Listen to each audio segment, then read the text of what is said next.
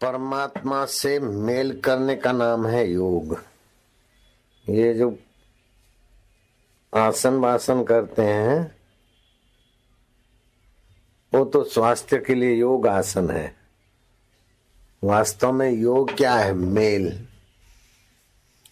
जैसे 5 और 7 का योग तो 12 हो गए, ऐसे जीव और ब्रह्म का योग तो मुक्ति हो गई। तरंग का सागर से योग,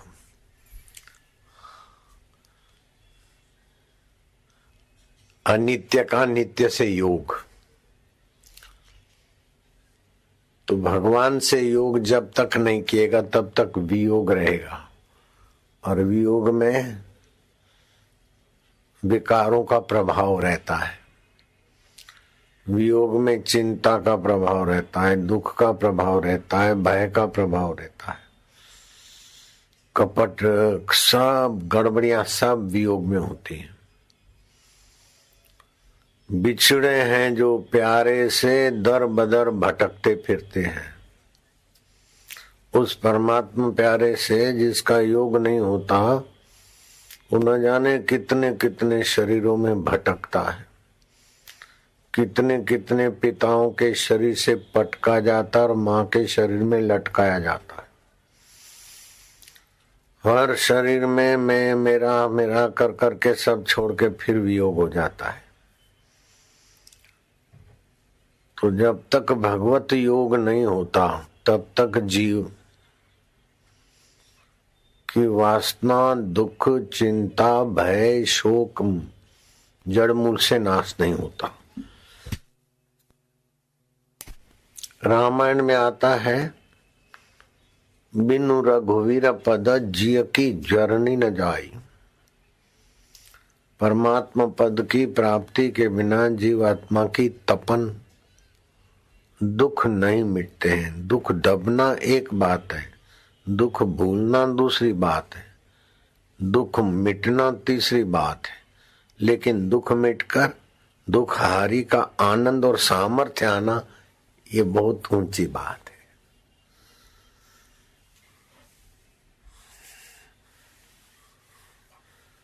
जैसे नींद में दुख मिट जाता है, दुख दब जाता है, मिटता नहीं। शराब में, नशे में, दूसरी बातों में दुख भूल जाते हैं। लेकिन भगवान के साथ योग होने के बाद दुख मिटता है और उसकी जगह पर परमानंद प्रकट होता है। नित्य नवीन सुख प्रकट होता है। उसके लिए सुख क्लबों में, पिक्चरों में, फैशनों में सुख नहीं, उसका सुख अपने आप का है। दिल तस्वीरें हैं यार, जबकि गर्दन झुका ली, मुलाकात कर ली, ऐसा वो सुख रूप हो जाता है। तो सुख 3 प्रकार का होता है।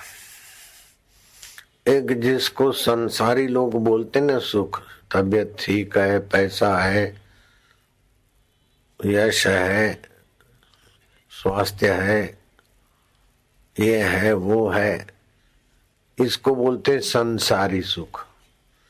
ये कब सिरक जाए कोई पता नहीं, और इसको थामने के लिए, बचाने के लिए सारी जिंदगी खप जाती। और मृत्यु तो आती है तो बड़ा भारी दुख होता है। निंदा होती तो दुख होता है, बीमारी होती तो दुख होता है। ये सुख टिकता नहीं है संसार का, हिलता डुलता रहता और अंत में परेशान कर देता है। दूसरा होता है भावजन्य सुख। भगवान मेरे हैं, मैं भगवान का हूं, भगवान का स्मरण किया, भगवत भाव में आए, बड़ा सुख मिला। लेकिन भावना आती है, फिर सुख होता है, फिर भावना बदल जाती है, फिर दुख हो जाता है। तीसरा होता है योगजन्य सुख। भगवान के साथ मिलन हो गया। योगजन्य सुख 3 प्रकार का है। जो धनी है, संसारी सुख सुविधाएं है, वो धर्मात्मा बने और सबका मंगल करके सबके साथ मिलजुल के सुख बांटकर अपने हृदय में संतोष, अपने हृदय में भगवत तृप्ति, यह है धर्मात्मा का सुख, धर्मात्मा का योग, धर्मजन्य योग। जिसके पास सुख सुविधा रुपया पैसा स्वास्थ्य नहीं है,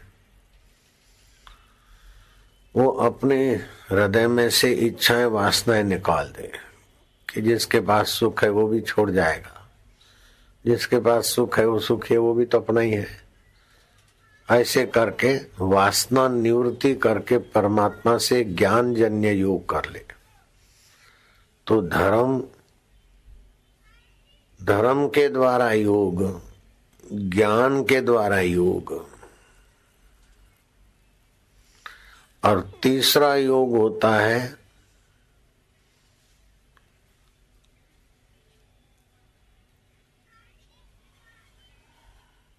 शरणागति योग। जिसमें तू रखे वाह वाह, और रखा और फिर बदला वाह वाह। हरिश्चंद्र को राज्य है तो वाह वाह, राज्य चला गया और शमशान में जल्लाद का काम करते तो वाह वाह, क्योंकि ये तो बदलने वाला है, लेकिन मेरा परमात्मा नित्य है। नित्य वस्तु ज्यों की त्यों है, अनित्य में परिवर्तन है। शरीर अनित्य है, शरीर मौत के तरफ जाता है। ये सब सुख और शरीर मरने वाला है, इसको जानने वाला अमर आत्मा है, वो परमात्मा का है, परमात्मा मेरा है। वो शरणागत समझता है कि संसार सरकता रहता है और असरक परमात्मा की मैं शरण हूं।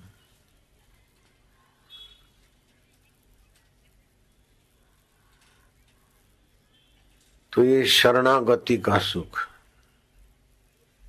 जैसे बच्चा माँ के गोद में होता तो बड़ा बलपूर्वक देखता है, छोटा सा पिल्लर भी अपने मालिक के साथ होता, अपने घर में होता तो बड़ा जोरदार बल रखता है। ऐसे ही भगवान में शांत होना, श्वास अंदर जाए ओम, बाहर आए तो एक, श्वास अंदर जाए शांति आनंद, भगवान की शरण का योग, शरणागति योग। तो धर्म ज्ञान जन्य योग, शरणागति योग और कर्म योग। खूब ध्यान से सुनना, बहुत पुण्य होता है, बहुत ज्ञान बढ़ेगा। भगवान कृष्ण कहते हैं कि हे प्रिय उद्धव, क्षण भर का भी ब्रह्म ज्ञान का सत्संग बड़ी आपदाओं से रक्षा करके जीव को मुझ आत्मा से मिलाने में सक्षम है। शास्त्र कहते हैं स्नातम तेन सर्व तीर्थम, उसने सारे तीर्थों में स्नान कर लिया। दातम तेन सर्व दानम, उसने सब दान कर दिया। कृतम तेन सर्व यज्ञम, उसके द्वारा सारे यज्ञ हो गए। ये न क्षणम मन ब्रह्म विचारे स्थिरम कृत्वा, क्षण भर के लिए भी ब्रह्म परमात्मा के विचार में मन को लगा दिया। उसने सारे तीर्थ कर लिए, सारे यज्ञ कर लिए, सारे दान कर लिए, सारे पितरों को तर्पण करके तृप्त कर दिया।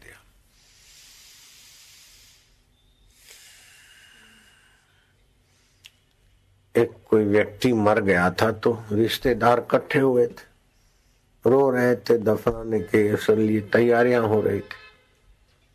ये विदेश की घटना है।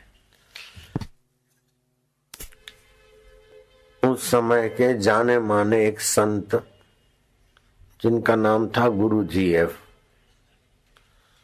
जहां लोग इकट्ठे हुए थे शब को कब्रिस्तान में ले जाने के लिए, तो शब के आगे खड़े हो गए।